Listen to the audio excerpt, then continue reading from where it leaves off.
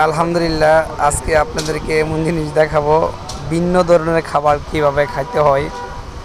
আমরা অবশ্যই আগে ছোট্টকালে এরকম খাবার খাইতাম, যে খাবার সবাই দেখলে হাসাহাসি করতো এবং নষ্ট করিস না ভাবতো।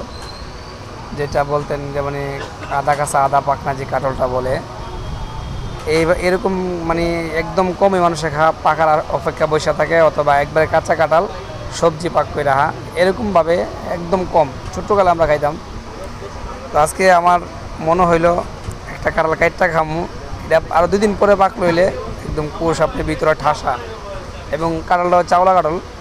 তো যা ভাবলাম তাই সাথে করে ফেললাম, কাঁঠালটা কাটলাম। কাঁঠালটা মিডিয়াম কাঁঠাল, বেশি একটা বড়ো না, 2-3 কেজি হবে কাঁঠালটা ওজন। তো অনেক সুস্বাদু একটা কাঁঠাল, এটা পাকলে অনেক মজা। কিন্তু আমি আদা কাঁচা আদা পাকনা খামু, সবজির মতন ইন্টারেস্ট করে খামু, এই জন্য আমি এটা কাটলাম। আর আপনাদেরকে দেখাইলাম কে কে আপনারা ছোট্টকালে এরকম আদা পাকনা আদা কাঁচা কাঁঠাল খাইছেন।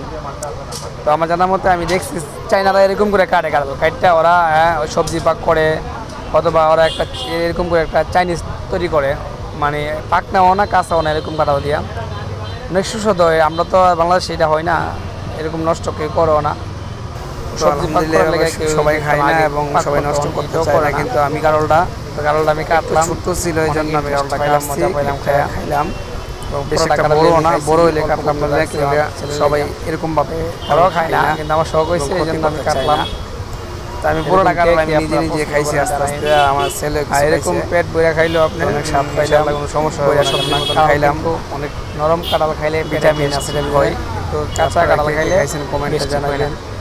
আর আমার কাঁঠাল খাওয়াটা কেমন ভালো থাকে, এবং আমার কাঁঠাল যে কাঁঠাল স্টাইলটা এরকম করে কাঁঠাল খাইবেন। আর কাঁঠালটা মিলে একটা আমাদের বাগানে আছে, কাঁঠাল গাছ আছে, একটু কষ্ট, আমি তো গাছ কিনছি এই জন্য খাইতেছি, যেমন মন চাই কাঁঠালটা সেরকম। আপনারা এরকম কাঁঠাল কে কে খাইছেন বলবেন, আর জানাবেন। আর একটা মজার বিষয় হলো কাঁঠালটা মিষ্টি আছে। আসসালামু আলাইকুম। আদা ফাঁকনা যে কাটছি কাঁঠালটা অনেক মিষ্টি। তো আপনাদেরকে নেক্সটে আরও ভিডিও দেবো, এই বলে শেষ করলাম। আসসালামু আলাইকুম।